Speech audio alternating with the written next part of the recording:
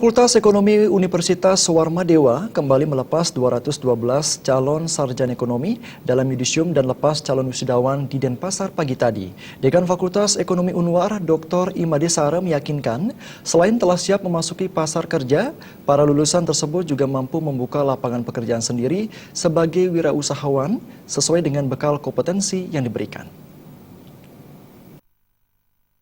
Dalam yudisium dan lepas pesan calon wisudawan ke-55 Fakultas Ekonomi Unwar, Dekan Fakultas Ekonomi Unwar Made Sara menyampaikan menghadapi persaingan yang semakin ketat di era globalisasi, lulusan Fakultas Ekonomi Unwar tidak hanya dibekali kemampuan akademik sesuai komitmen bersama pengelola dengan dukungan yayasan dan rektorat.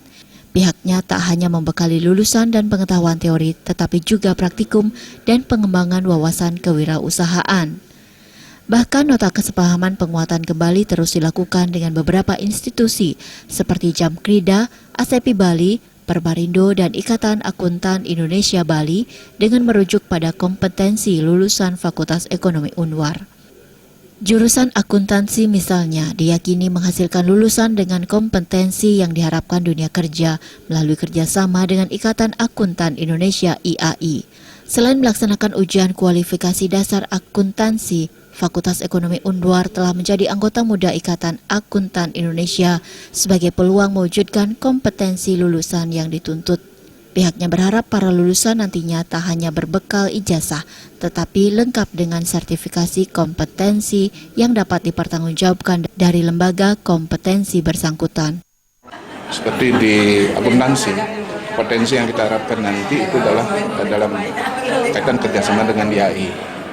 Bahkan kita sudah juga beberapa kali disasar oleh IAI Pusat untuk diberikan kesempatan untuk melakukan yang namanya ujian kualifikasi dasar akuntansi, USKAD. Itu bahkan kita juga sudah menjadi anggota muda daripada USKAD itu sendiri. Dan ini memberikan peluang bagi kita dalam mendapatkan kompetensi.